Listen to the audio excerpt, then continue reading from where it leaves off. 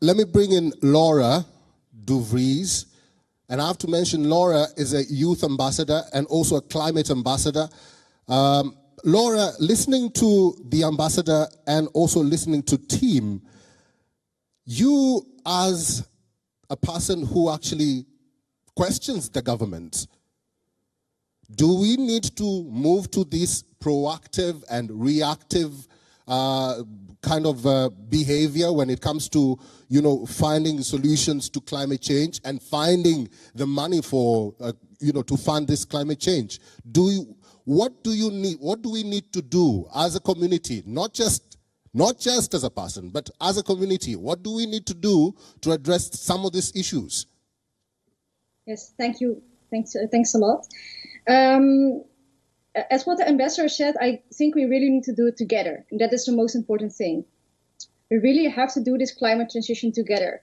We cannot do it individually, not as government, not as businesses, and not as citizens. We really have to do it together. But I would argue that we do need a lot of money because the climate adaptation and climate mitigation will cost money. We do need to be really proactive. We really need to change because right now we are really in a big problem with each other. And my future is insecure. And to be honest, youngsters are pretty scared about the future who know about climate transition and climate crisis. So I would argue we really need to be proactive and work together to find the solutions to battle this climate crisis. And if we do not do it right now, it would cost us more financially in the future. So I would really argue for putting in a lot of money right now and really doing it together and taking all the necessary action. And I think working together is crucial in all of that. Thank you, Laura. Coming back to you, Ambassador, and listening to what Laura has said and what team has said, opportunities. Why are we not tapping these opportunities when it comes to investing in climate change? What is wrong? I think we are wrong, you're wrong, the governments are wrong, and the whole humanity is wrong because we have not realized how endangered our planet is. And I think we are all coming by car today, and fewer of us will have an EV car. So we are talking, but we are not walking and we are not driving. So that is really the big issue. And you can't make these changes without really bringing in yourself into the picture. I give you a personal example. I'm the lucky father of 4 kids. When we were living, wherever we have been living, and the kids were with us, we had an individual target in our household to reduce the consumption of water, electricity, and whatever by 10% year by year. And it turned out that we were the family that consumed less. And now my kids and their kids are now following exactly the same attitude. So it's a small drop. Nobody will really sense it globally. But if you do that, take individual responsibility. You're investing in yourself, you're investing in your future, but you are also securing that you can set an example that others can follow. So please invest, and I agree with all that. Governments and all these multilateral institutions will have to take a responsibility.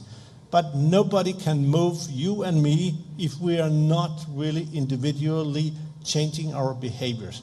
That's the way forward. I think when we're talking about changing our behaviors, I've seen this, I'm from Kenya, and I've seen this sort of changes in governments in Africa, working project by project. You know, a solar farm here, a wind project there, but it is not bringing in the money. And this is where I bring in former Minister of Environment from Ghana, Honorable Akwasi. If you can hear me, what needs to change? Yes, I can hear you. What needs to change? What needs to change? Because financiers are saying that we need to step away from approaching climate change on project by project. Like I said, wind farms here, solar panels there, and I'm sure it happens in Ghana. So what needs to change for us to start thinking about carbon impact of every dollar spent? Thank you for having me. To go straight to the core of the issue, if as a global community we see this challenge as saving the planet, and that without the planet, there will be no society to undertake investments and economics, then we are all on the path to having a coordinated, concerted effort to deal with this challenge of climate. What has been happening is, as you rightly said, various projects and various countries and organizations having a tunnel vision of what is to be done.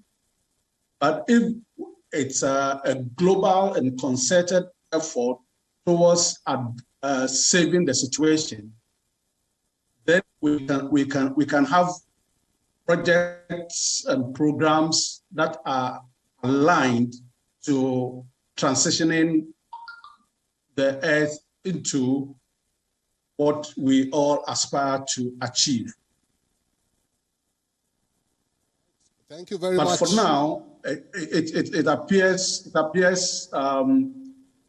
it's in piecemeal efforts, and the commitment to salvage the situation has not been fully appreciated.